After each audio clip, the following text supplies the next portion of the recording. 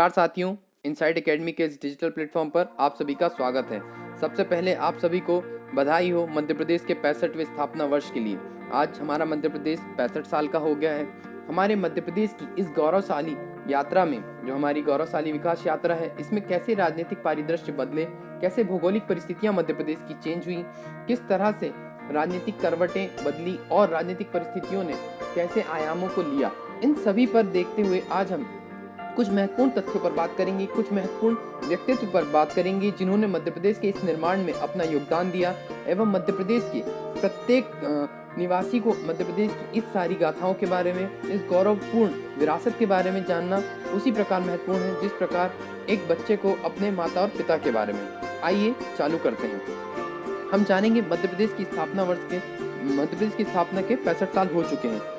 आज मध्य प्रदेश 1 नवंबर 1956 को ही निर्मित हुआ था।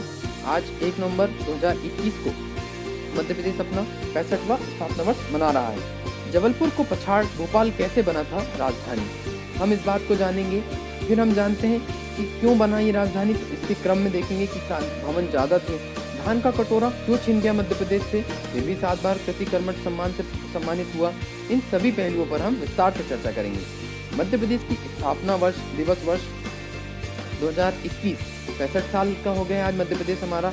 इसने कई संघर्ष भी देखे और कई गर्व के पल भी मध्य प्रदेश को प्राप्त हुए। संघर्ष के पलों में आप देख सकते हैं भोपाल गैस त्रासदी हुई और कई बार अकाल और सूखे का भी सामना करना पड़ा। और गर्व के पलों में आप देखते हैं कि मध्य प्रदेश कैसे 7 बार कृषि कर्मठ अवार्ड जीत चुका है, कैसे मध्य प्रदेश अपनी उदारता एवं अपने कृषि कौशल के लिए जाना जाता है। इन सभी चीजों पर हम विस्तार से जानेंगे। देखते हैं आज के दिन 1956 में मध्य प्रदेश अस्तित्व में आया।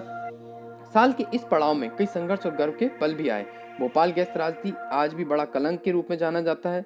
छत्तीसगढ़ के अलग होने से हमारा धान का कटोरा छिन गया, फिर भी हम 7 बार कृषि कर्मठ पुरस्कार प्राप्त कर चुके हैं। ये हमारे लिए एक गौरव की बात है।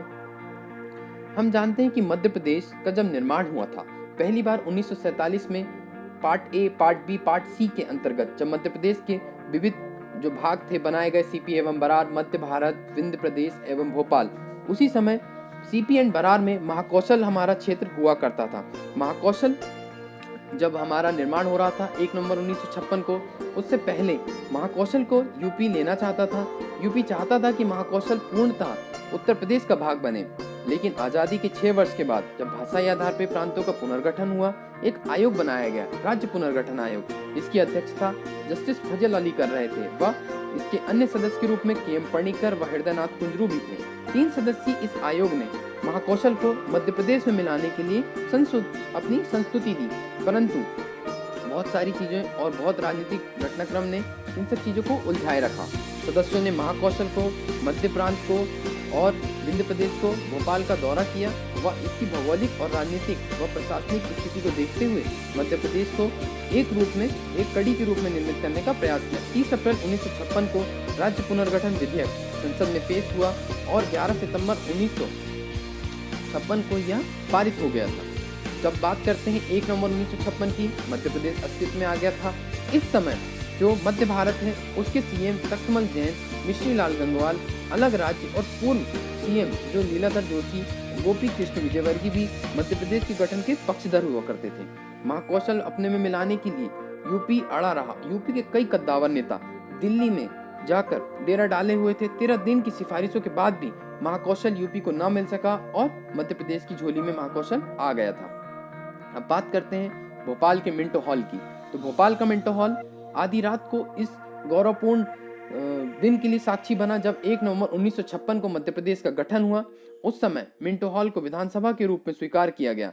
31 अक्टूबर की रात थी, मध्यरात्रि। उस समय मिंटो हॉल का शपथ ग्रहण समारोह हुआ और इसमें सबसे पहले गवर्नर महामहिम डॉक्टर वी पीटाबी सीतारमैया को मुख्य न्यायाधीश मोहम्मद हिदायतुल्लाह ने शपथ दिलाई।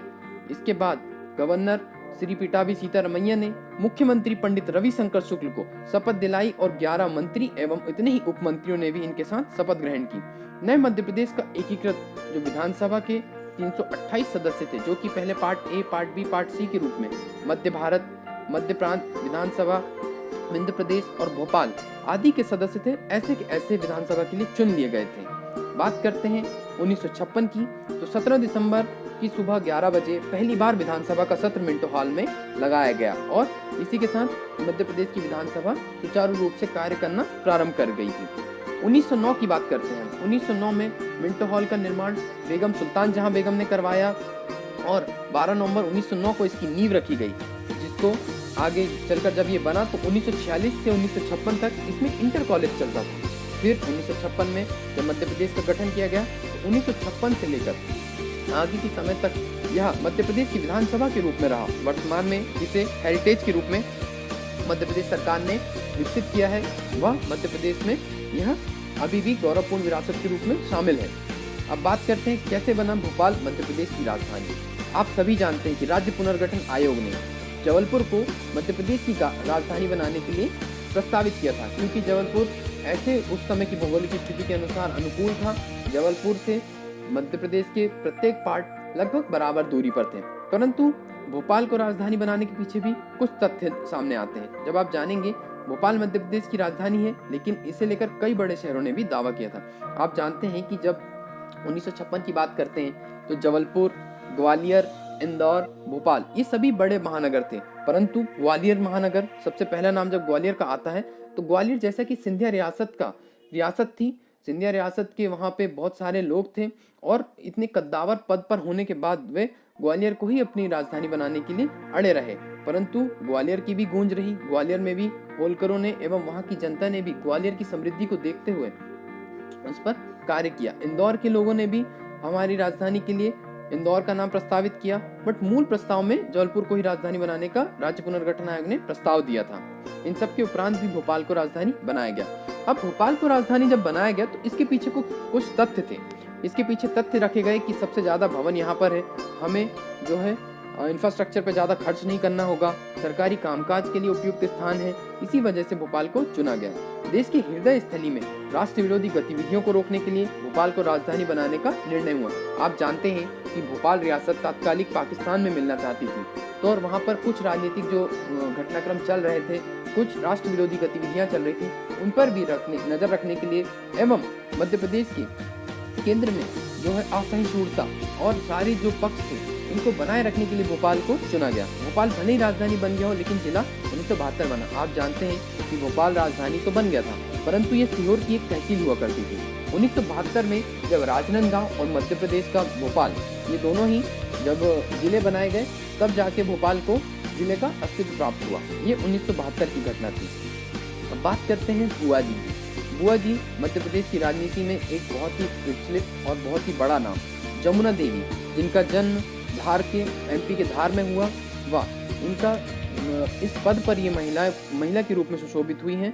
उनको जान लेते हैं। पहली महिला डिप्टी सीएम रही हैं, पहली महिला नेता प्रतिपक्ष भी रही है मध्य प्रदेश की। इन दोनों पद पर श्रीमती बुआ जी इसमें काबिज रही। 1952 की हम बात करते हैं तो पहली बार मध्य भारत विधानसभा से इन्होंने चुनाव लड़ा था। मोतीलाल बोहरा, श्यामचरण शुक्ल दोनों के कार्यकाल में मंत्रिमंडल में वे मंत्री भी रही थी और दिग्विजय सरकार में कैबिनेट मंत्री के पद पर भी कार्य करती रही।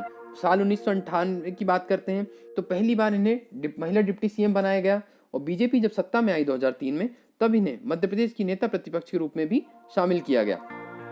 आगे चलते हैं और बात करते हैं 1957 की स्थिति की।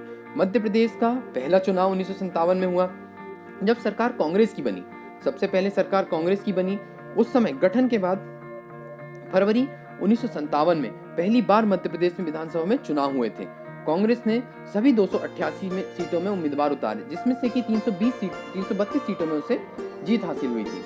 साथ ही लोकसभा चुनाव हुए जिनकी 36 सीटों में से 35 सीटों पर कांग्रेस को विजय प्राप्त हुई। एक पर हिंदू महासभा ने अपना कब्जा किया। सबसे ज्यादा कांग्रेस को वोट मिले थे और आप जानेंगे कि कांग्रेस 332 सीटें, प्रजा सोशलिस्ट पार्टी 12 सीटें, भारतीय जनसंघ 10 सीटें, हिंदू महासभा 6 सीटें, राम राज्य परिषद 5 सीटें, भारतीय कम्युनिस्ट पार्टी 2 और निर्दलीय रूप में 21 लोग विजित हुए थे। इस प्रकार चुनाव संपन्न हुआ। अब हम बात करते हैं राजमाता विजया राजे सिंधिया की।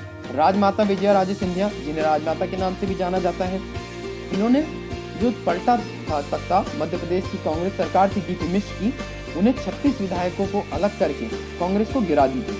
पहली लोकसभा चुनाव 1957 में हुए, कांग्रेस पार्टी ने मैदान में उतारा। फिर 1967 में डिप्टी सीएम जो था डीपी मिश्र, इनसे जो सीएम थे मध्य प्रदेश के तात्कालिक द्वारका प्रसाद मिश्र, इनसे मतभेद हो गए इनके और 36 विधायक को तोड़कर इन्होंने सरकार गिरा दी। पहली बार प्रदेश में गैर कांग्रेसी सरकार भी बनाने का श्रेय इन्हें जाता है। इसके बाद बात करते हैं 1972 की। 1972 में वे जनसंघ की उपाध्यक्ष बनी। वह पार्टी की फाइनेंशियर भी मानी गई। उन्होंने प्रधानमंत्री इंदिरा गांधी से सीधी टक्कर ली। 1971 में जब पूरे देश में इंदिरा का डंका बज रहा था, तब ग्वालियर क्षेत्र में 3 सीटें जनसंघ ने जीती। भिंड से खुद राजमाता विजयाराजे सिंधिया, गुना से उनके बेटे माधव राव व ग्वालियर से अटल जी चुनाव में जीते थे।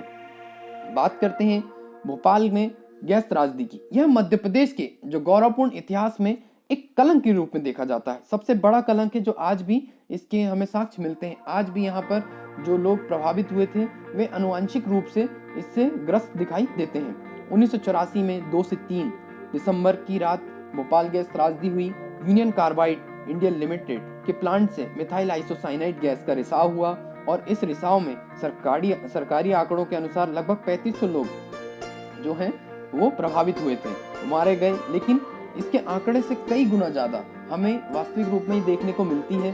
घटनाक्रम जो था वो इतना विकराल था, इतना विरूपित था कि इसे भोपाल त्रासदी को मतलब सदी की सबसे बड़ी त्रासदियों में स्थान दिया गया है। गैस कांड में 5.5 लाख लोग से ज्यादा प्रभावित हुए थे। आज भी कई परिवार गैस त्रासदी का दंग झेल रहे हैं। बात करते हैं छत्तीसगढ़ की। मध्य प्रदेश छत्तीसगढ़ दोनों भाई हैं। मध्य प्रदेश व छत्तीसगढ़ का जब विभाजन हुआ सन 2000 में, तो छत्तीसगढ़ अपने साथ एक ऐसा टैग ले गया, धान का कटोरा। इस टैग को छीन गया और मध्य प्रदेश में जो धान की प्रवृत्ति थी, जो धान की उत्पादन क्षमता थी, इन सब के डाटा में बहुत ही विकराल रूप से चेंज आए।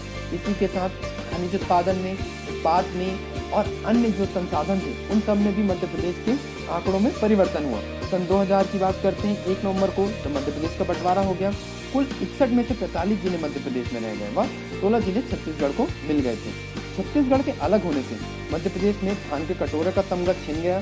सबसे पहले उस समय जब मध्य प्रदेश और छत्तीसगढ़ अलग हुए, दिग्विजय सिंह मध्य प्रदेश के मुख्यमंत्री व प्रथम मुख्यमंत्री अजीत जोगी छत्तीसगढ़ के बनाए गए थे। छत्तीसगढ़ से अलग होने पर करीब 28% जो हमारा रेवेन्यू था, राजस्व 28% छत्तीसगढ़ के हिस्से में चला गया।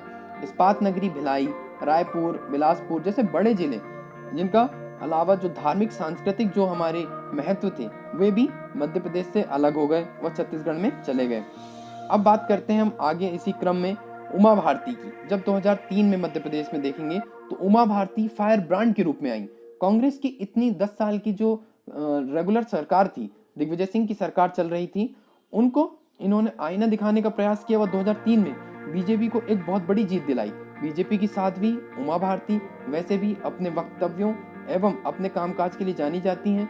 सीएम का चेहरा रही साध्वी उमा भारती 10 साल सत्ता में काबिज दिग्विजय सरकार को इन्होंने हटा दिया। उमा के नेतृत्व में बीजेपी ने 173 सीटें जीती। 173 सीटें बहुत बड़ी बात थी उस समय जीतना।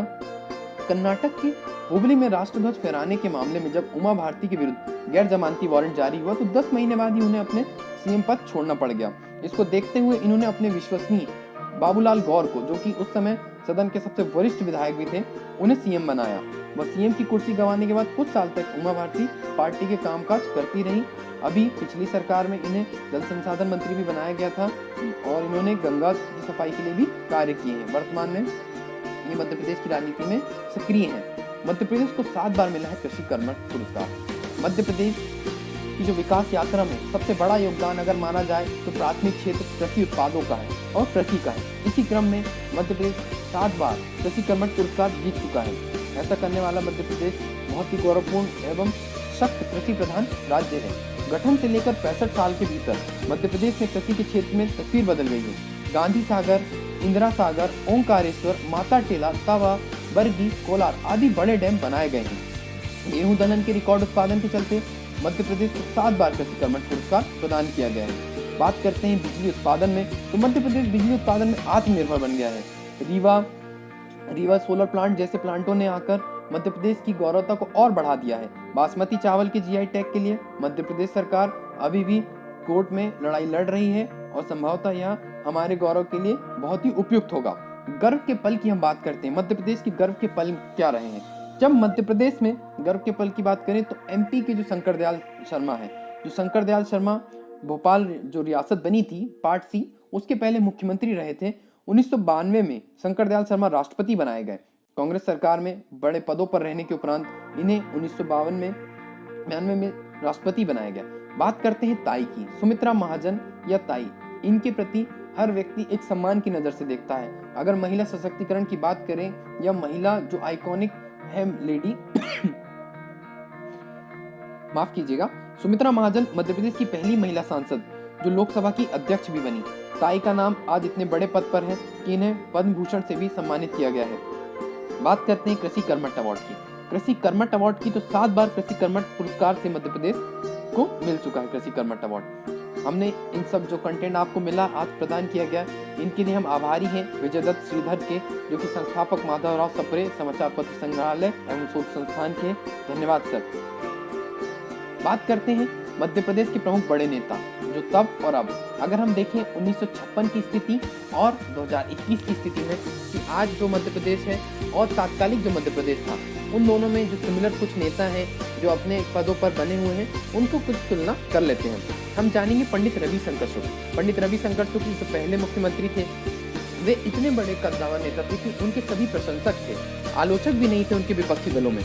वैसा ही काम आज कुछ शिवराज सिंह चौहान जी कर रहे हैं, जो मामा के नाम से भी प्रसिद्ध है। बात करते हैं श्री कैलाशनाथ काटजू की। डॉक्टर कैलाशनाथ काटजू गृह मंत्री, विधि मंत्री, रक्षा मंत्री एवं अन्य पदों पर रहने के उपरांत फिर हमारे मध्य प्रदेश की राजनीति में भी सक्रिय रहे थे। उसी प्रकार कमलनाथ भी आज हमारे ऐसे ही नेता हैं जो कि बड़े पदों पर रहने के बाद केंद्रीय कैबिनेट मंत्री पद संभाले हुए थे एवं कई वर्षों से छिंदवाड़ा के सांसद पद पर आसीन हैं। बात करते हैं डॉक्टर शंकरदयाल शर्मा की। जो शंकरदयाल शर्मा का पद उस समय था, उसी पद पर आज दिग्विजय सिंह आसीन है। हम बात करते हैं पंडित द्वारका प्रसाद मिश्र, जिन्हें राजनीति का चाणक्य कहा जाता है, जिन्होंने कई बार राजनीतिक परिदृश्य को बदल दिया था। आज ज्योतिरादित्य सिंधिया भी उन्हीं के जैसे दिखाई देते हैं, दृष्टिगत होते हैं।